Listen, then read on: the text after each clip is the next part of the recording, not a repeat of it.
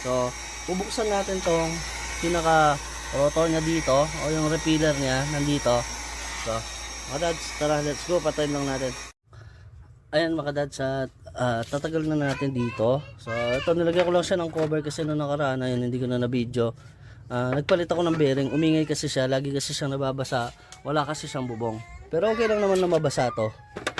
Ayan, tanggal lang natin tong ginawa ko yan. Para lang hindi siya. So sa katagalan naman 2 months na hindi na siya umingay ulit. Tapos kailangan lang natin ng number 14 na socket. Yan. Pero ang gagawin lang muna natin, first dyan, ay sasara natin tong valve. Ayan.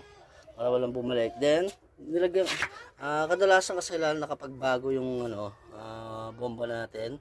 Ayan, may mga bato-bato pa siya. Kaya, ang ginawa ko, nung lagi kasi na yung repeater, nilagyan ko siya ng ganito. Ano kasi ang tawag dito? Patente yata, mga kadads. Ayan, nakalimutan ko na. Pakikurak na lang ako, mga kadads, kung mali. Salamat. God bless.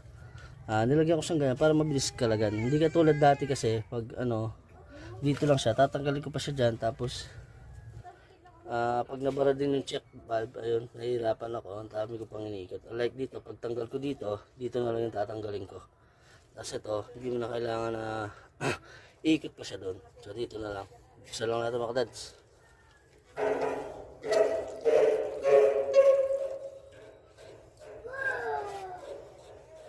So para tapos make sure mga kadads, dahil nga pinatay na natin sa breaker, make sure lang kasi pag na-hit niya na yung PSI na 30 PSI, magsha-shutdown siya. Pero dito nahirapan siya kaya pinatay na natin yung breaker.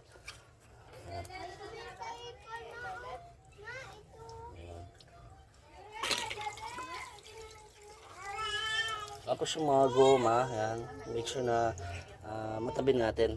Tapos gagawin na lang natin, bubuhatin natin siya at lalagyan natin dito. So kuha lang ako ng pwesto.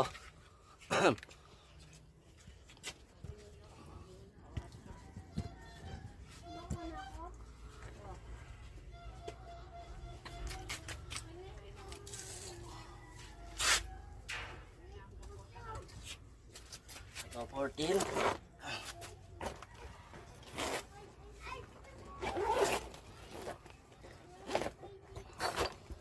Ginagamit ko ito para mabilis yung pagkalag. Makita, baka naman. Napakalakas, taas 14.